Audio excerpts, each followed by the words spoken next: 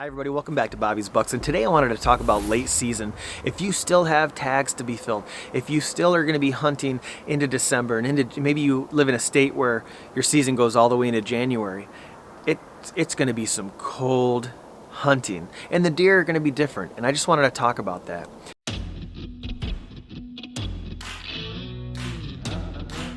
We're going to talk a little bit about where to hunt them, how are they acting, and just some strategies. And if you've been hunting for years, I'm sure you probably have heard these before. Just consider these friendly reminders. So we're wrapping up our gun season here in Michigan. We hunt zone 3 of Michigan, and the deer have already changed their patterns. And now it's so cold, we have snow, a lot of the food has gone away, and they're going to be hitting these food sources. But what I'm looking forward to is that second rut activity. That's our second plan first. So we're looking forward to the first week of December because we're going to have the second rut. Those big bucks will have one last chance to breed those last few doe.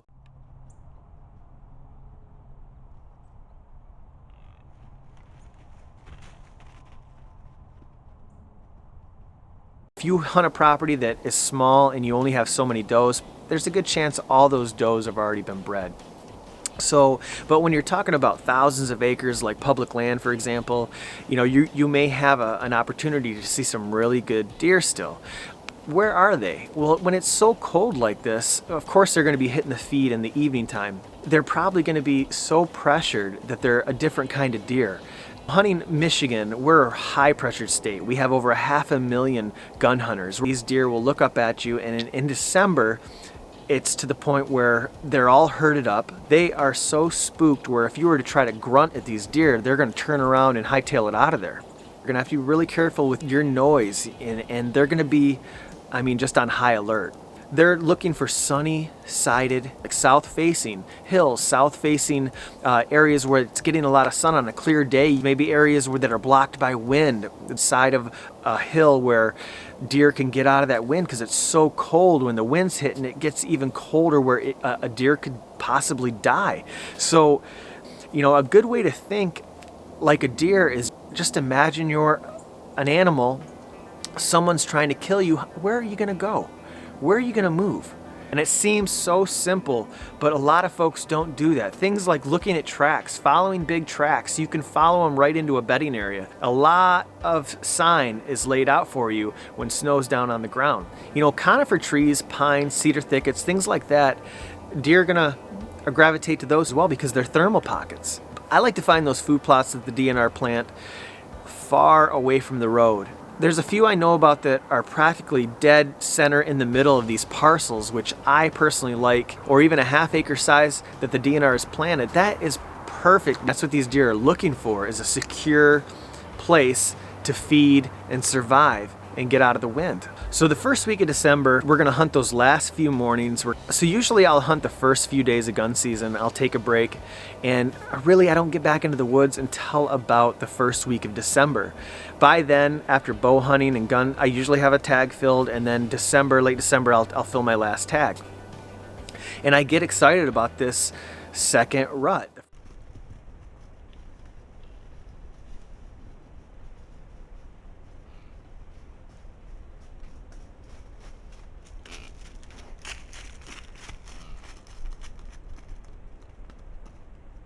First week of December, and pretty much after that, I don't hunt mornings anymore. I'll try to find these secure food plots, and then I will look at the sign, I'll check the tracks, I'll try to get an idea if deer are using these areas, and then I'll set up accordingly based on wind and access. But food is the biggest, food is king. And here's another way that I try to find food plots. Right now, I'm scouting from the couch. I'm using Google Earth. You can use Google Maps, and I'm actually searching through DNR properties using the aerial photographs, and I'm finding food plots.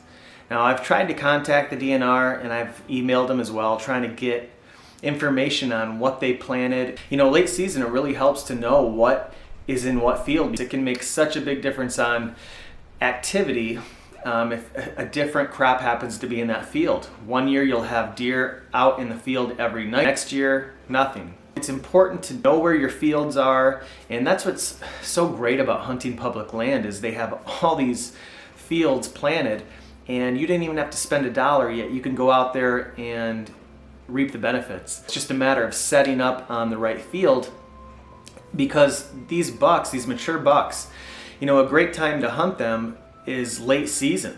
28 days from, if you know where your peak rut is in your area, 28 days after that, it will happen again.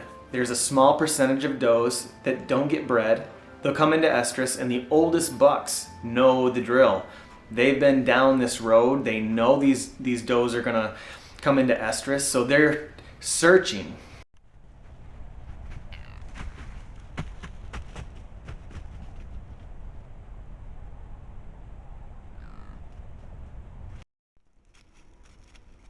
This time of the year, the mature bucks go even farther than they normally do from their home range.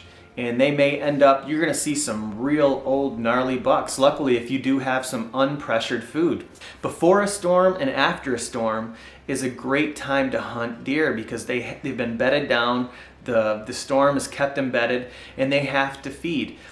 Late season, when it's cold and everything starts to brown up and all the green goes away, they're gonna need to feed more. And if you know of an area where there's like some brassicas or sugar beets or even standing corn, just some area where they can feed, and especially if you know an area where it's secure. I like to plug the laptop into the big screen TV, and it just makes everything so much easier to see.